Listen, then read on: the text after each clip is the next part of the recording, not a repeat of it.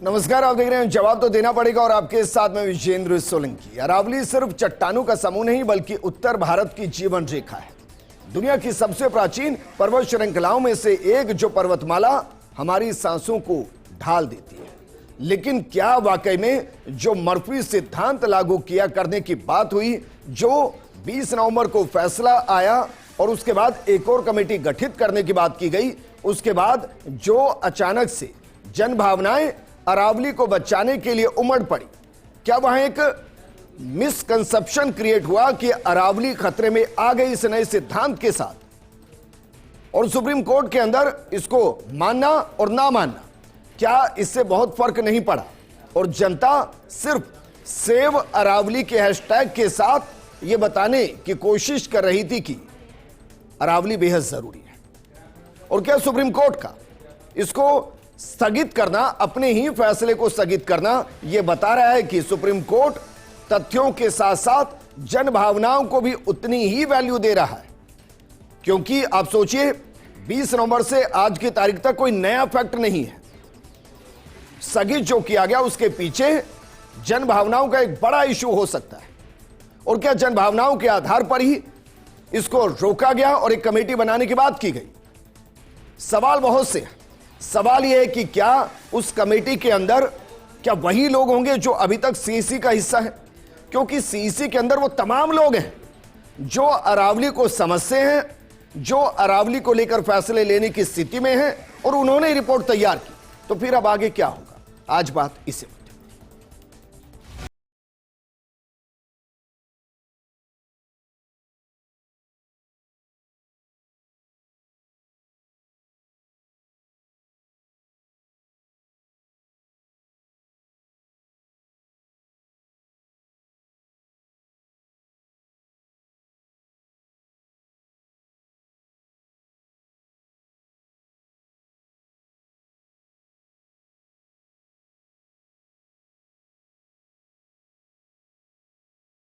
अरावली एक सियासी मुद्दा है कि अगर इसको लेकर नैरेटिव सेट हुआ तो फला पार्टी को फायदा होगा और पॉजिटिव नैरेटिव सेट हुआ तो फला पार्टी को फायदा होगा। क्या एक ऐसा फैसला जो जनता के लिए, जो अरावली के लिए है, उस पर कठोरता से फैसला लिया जा रहा है, नहीं लिया जा रहा? और जन भावनाएं क्या सर्वोपरि हो चली?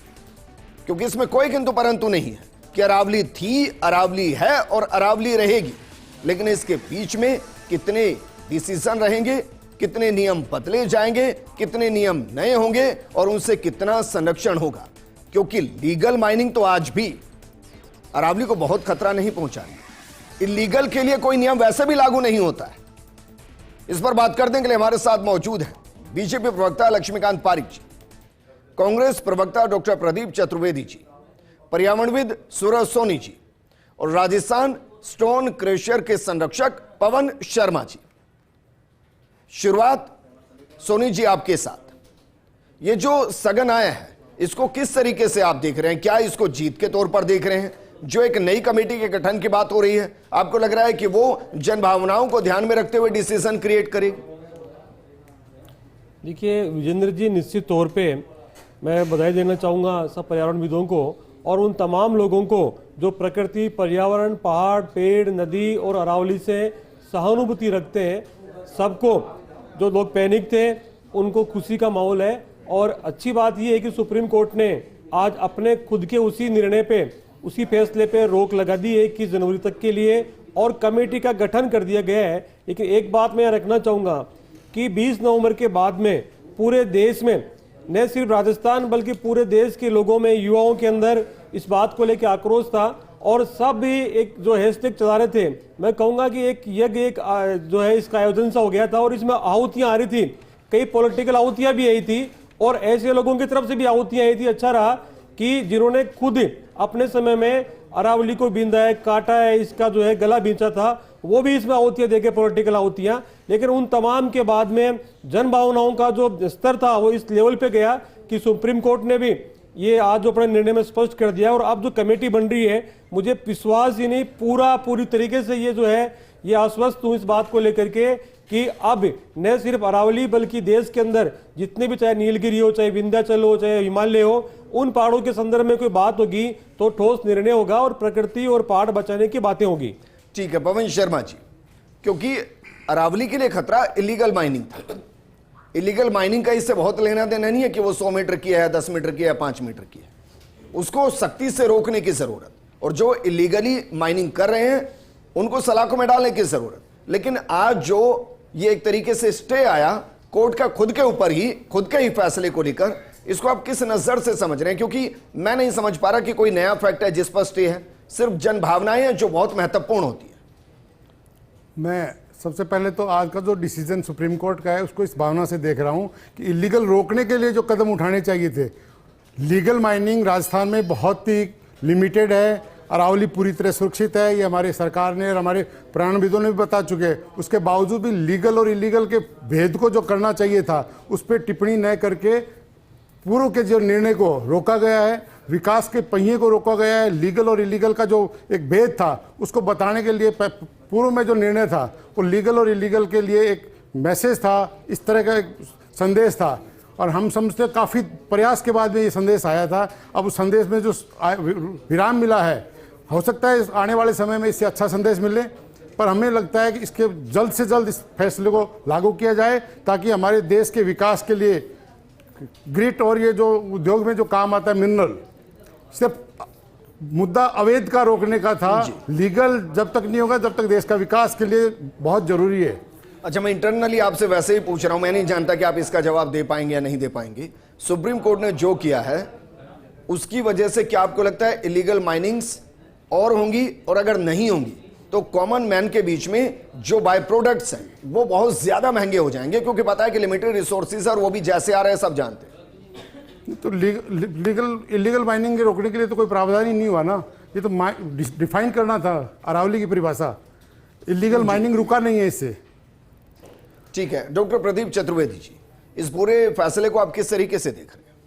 विजय, जिस तरह का ये सवाल उठ रहा है और जिस तरह की जन धारणा बनी है और जिस तरह सुप्रीम कोर्ट ने अपने फैसले के को पलटते हुए ये नया आदेश दिया है, सवाल इस बात का है कि जो पहले कमेटी बनी थी उसमें सरकार के 3 विभागों के उसमें सदस्य सम्मिलित थे और वो सरकारी समिति थी। कुल मिलाकर पर्यावरण, वन और जल संसाधन के जो लोग थे, एक्सपर्ट थे, उनको बनाकर बनेगी। तो सरकार की एजेंसी बनाकर सरकार ने कि कमेटी ने जो सिफारिशें दी और जो सुप्रीम कोर्ट ने एक्सेप्ट की, उसमें सबसे बड़ी बात यह है कि जो इलीगल माइनिंग की बात हो रही है, राजस्थान इसलिए महत्वपूर्ण है कि पूरे 700 में से 500 किलोमीटर का क्षेत्र हमारे यहाँ आता है, तो ये सबसे बड़ी समस्या राजस्थान हमारे प्रदेश की है। अब सवाल यह है कि आपने कहा कि 100 मीटर से ऊपर वाले जो सेक्शन 10% जो हिस्सा है वो इसमें कवर होगा, तो इलीगल माइनिंग इससे नीचे वाले में हो रही है। राजस्थान में पत्थर का खनन जो हो रहा है, जैसे भवन निर्माण हो रहे हैं, सड़कें बन रही हैं, उसका जो विशेष पत्थर है वो 100 मीटर से नीचे की जो पहाड़ियां हैं उन्हीं में हो रहा है और उसमें कवर नहीं हो रही थी। इसलिए इसमें एक राजनीतिक साजिश की बू आ रही थी और लगता था कि सरकार ने कुछ लोगों के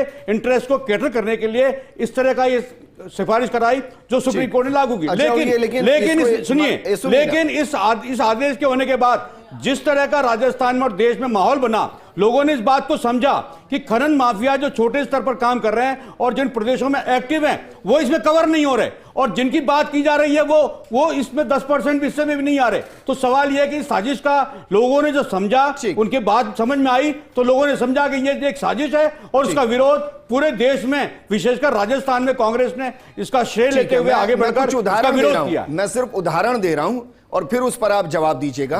अक्टूबर 2002 में राजस्थान सरकार ने एक समिति गठित की जी, जिसने रिचर्ड मर्फी लैंडफॉर्म क्लासिफिकेशन के आधार पर स्थानीय भूस्तर से 100 मीटर की अधिक ऊंचाई वाली भू आकृतियों को पहाड़ी माना और खनन पर प्रतिबंध की सिफारिश की गई 2002 में। कांग्रेस सरकार थी, गहलोत सरकार। उस समय एक मिनट रुकिए तो सही। 2010 में forest survey of India FSI ने सैटेलाइट आधारित रिपोर्ट दी जिसमें ढलान 3 मीटर से ज्यादा और 100 मीटर बफर को शामिल किया गया। यह भी राजस्थान ने अपनाया और इस दौरान कई पहाड़ी ऐसी थी जो पहले से खनन से प्रभावित हो चुकी थी। बस एक और आंकड़ा, क्योंकि आप खनन की बात करें, कांग्रेस सरकार में 2018 से 2023 तक 29,000 से ज्यादा अवैध खनन के मामले रिकॉर्ड किए गए और FIR कितने पर हुई? सिर्फ 11% पर, सिर्फ 11% पर। अब मेरे 2 सवाल हैं सर प्रदीप जी आपसे। एक तो यह कि आपके दौर में जो खनन से जुड़े मामले थे सिर्फ 11% एफआईआर क्यों? पहला सवाल।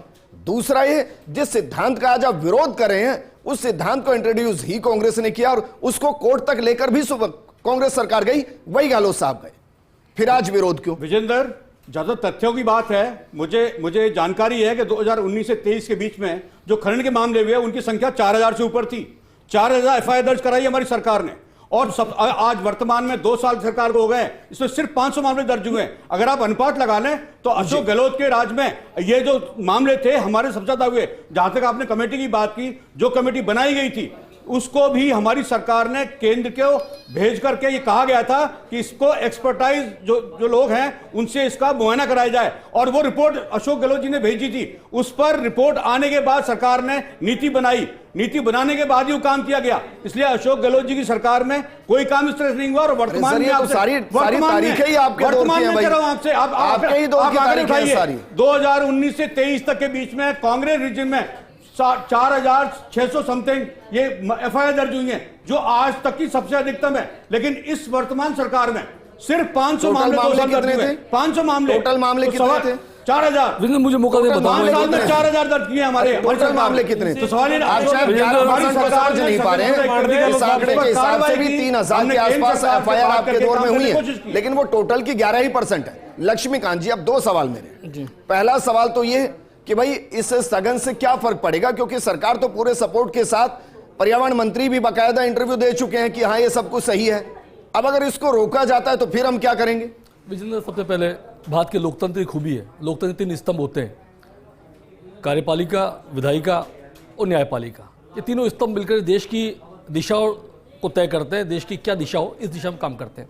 न्यायपालिका ने जनभावनाओं को, शायद मेरा मानना है और हो सकता है नहीं हो, जनभावनाओं मानते हो अफसोज्ञान प्रसंज्ञान लिया है सुप्रीम कोर्ट ने इस मुद्दे को लेकर के, और उन्होंने अपने ही फैसले को रिव्यू करने का प्रयास किया। चूंकि विजेंद्र, ये विषय एक बड़ा महत्वपूर्ण विषय है कि शुरू कहाँ से होता है, इसका उद्गम कहाँ से होता है। तो मैं आपको बताना चाहूँगा कि 1885 में एस.सी. मेहता बनाम गवर्नमेंट ऑफ इंडिया एक केस बनता है। उस केस को लेकर के सरकार अवैध खनन को लेकर के सुनवाई चल रही होती है। उस सुनवाई के दौरान 9/5/2024 को अरावली श्रृंखला का परिभाषित करने के लिए सुप्रीम कोर्ट एक कमेटी का गठन करती है।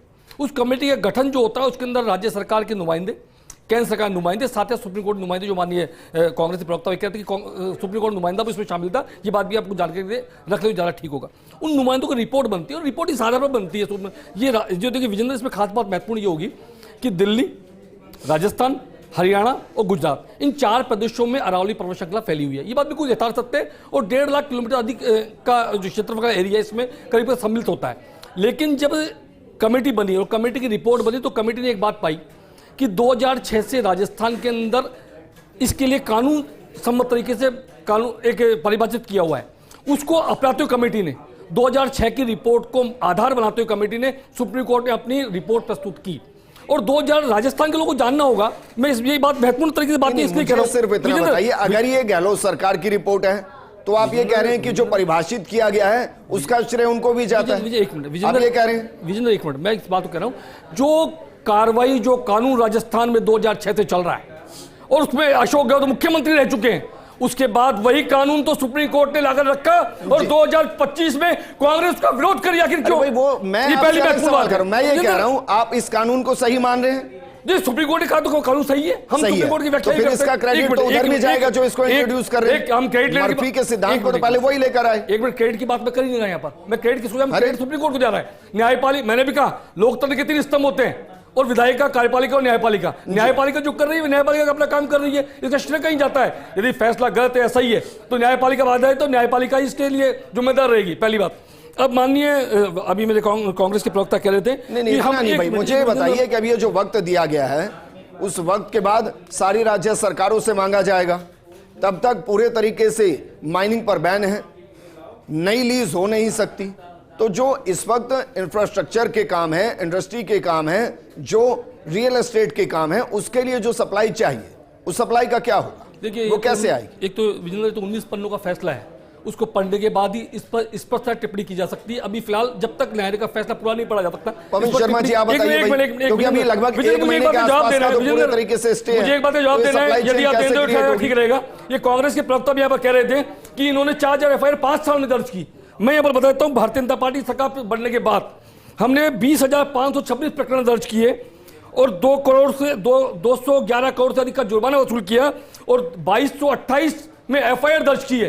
ये भारतीय जनता पार्टी 2 साल में हमारी सरकार ने काम किया है। सुन ले, और आपके समय 5 साल में आपने 4000 प्रकरण दर्ज किए। कितना भी खराब के समय हुआ, ये बात आप तय करिए। कुछ नहीं बदल रहा है, रोज एक झूठ कुछ नहीं बदल रहा है। बिल्कुल देश की जनता को, एक मिनट देश की जनता को गुमराह करते हो। हाँ लक्ष्मीकांत जी, एक बार दोबारा दोहराइए, कितने मामले सामने आए? संज्ञान में कितने मामले आए? 20,526। 20,500। और FIR कितनी हुई? 2228 पर FIR। मतलब 10-11% ही ना सर? 10-11%। हाँ, उधर भी वो 10-11% ही थी। मैंने ये प्रकरण इससे ज्यादा नहीं है।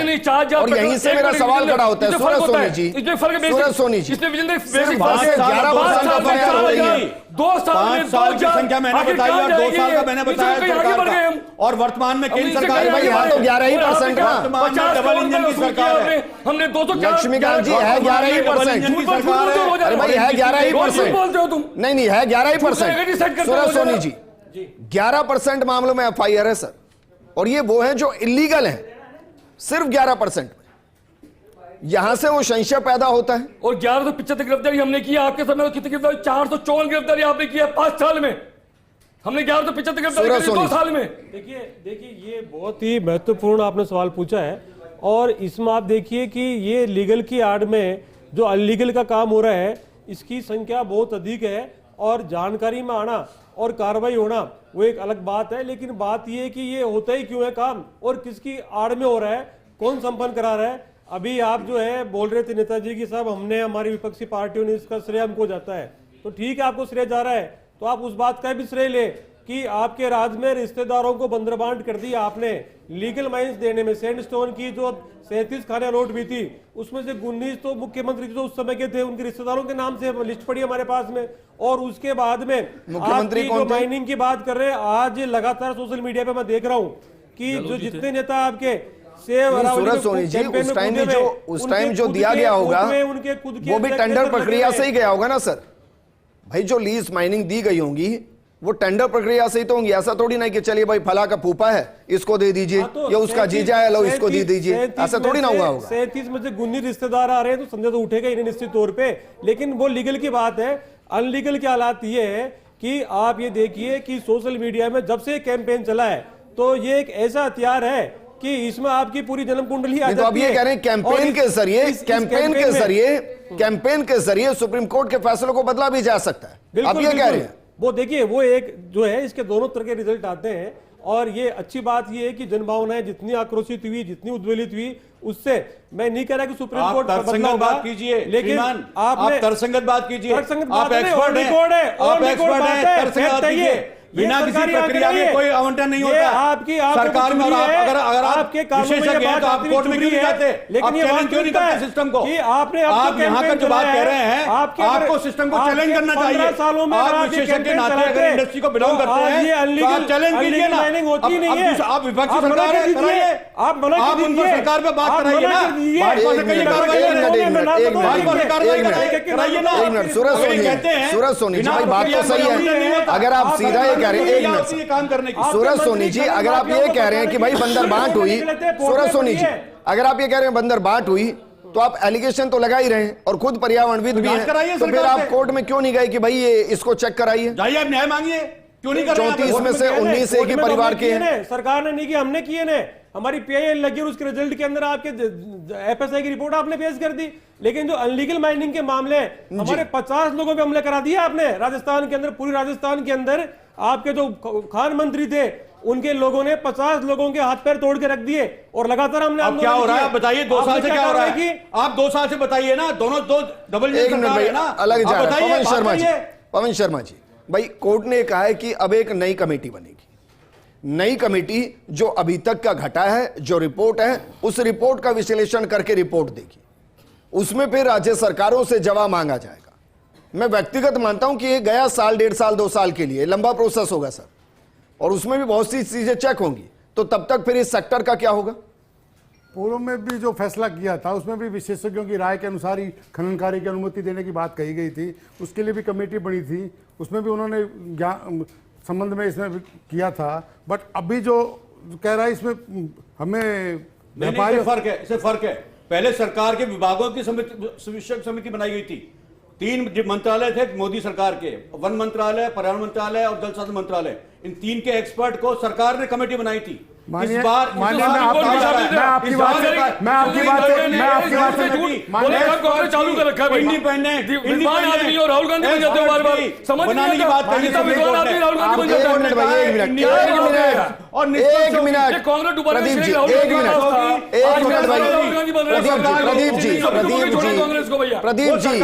मिनट भाई, प्रदीप जी जरा बताइए, मर्फी के सिद्धांत को कब इंट्रोड्यूस किया गया इस पूरी घटना में? मर्फी के सिद्धांत को कब इंट्रोड्यूस, किस साल में इंट्रोड्यूस किया गया? जो आपने कहा और जो इन्होंने प्रश्न उठाया, सवाल बताइए ना, जो जांच समिति बताइए ना, माननीय मैं आपके सदस्य थे वो बताइए ना। 2006 में मर्फी का सिद्धांत इंट्रोड्यूस किया गया, 2024 में कमेटी इसको एक्सप्लोर कर रही है। गजब चीज है। एक मिनट, ठीक है, पवन शर्मा जी, पवन शर्मा, सरकारें बदलती रही है, समय पर सरकारें बदलती जाएगी। उन्होंने अपने समाज के हित के लिए और खनन के लिए कार्य किया है। सरकार का प्रावधान नहीं होगा। एक मिनट, इसे केस ने एक चीज तो बताया, पवन शर्मा जी, इसे केस ने ये तो एक्सप्लेन किया इस केस ने कि भाई सरकारें बदलती हैं, सिस्टम किसी एक मुद्दे पर जो काम कर रहा होता है वो एक गहन अध्ययन के साथ करता रहता है। अब वो कांग्रेस के टाइम में हो, फिर सरकारें बदल के बीजेपी के टाइम में हो, आगे जो भी हो वो हो। क्योंकि आप सोचिए ना, जो मर्फी का सिद्धांत 2006 से चला रहा है वो 2025 तक है। उस दौरान वो सही लगता था, आज वो खराब लग रहा है।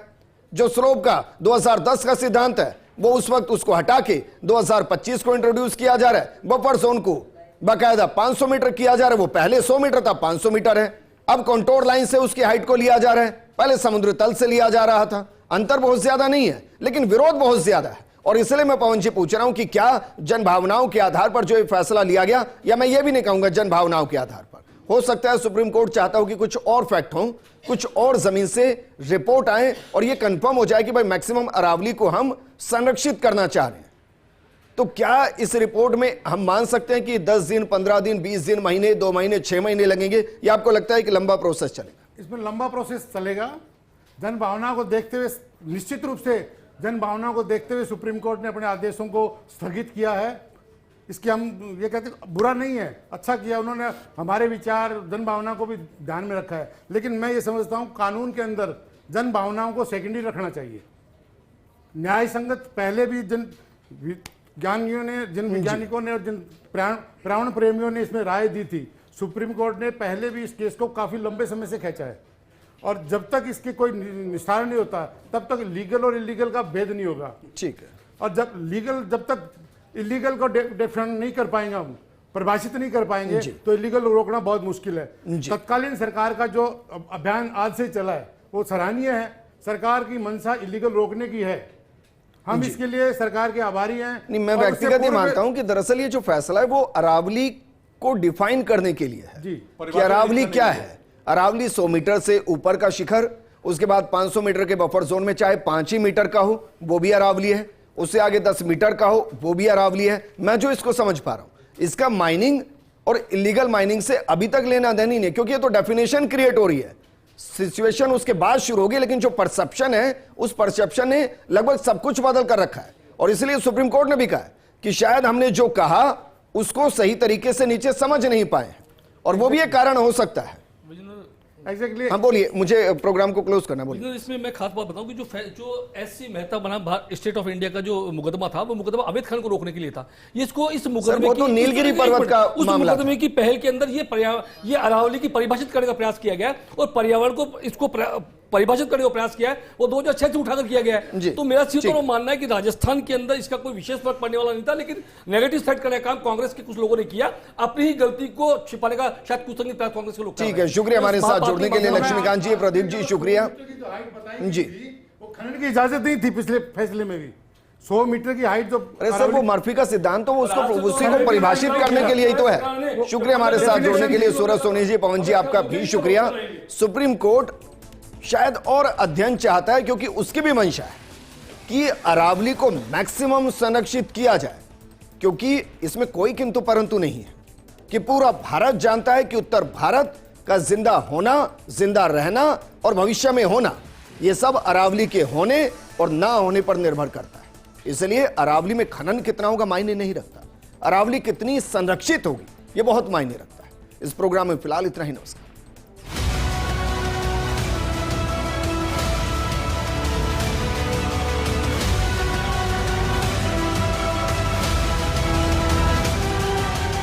अरावली पहाड़ी है, नहीं रहेगी तो क्या होगा, पूरा देश जानता है। ये सरकार क्यों नहीं समझ पा रही है? जिन लोगों के मंसूबे थे कि अरावली के मुद्दे को वो बड़ा बनाएंगे, मुझे लगता है कि आज उनके मंसूबों पर पानी फिर गया है।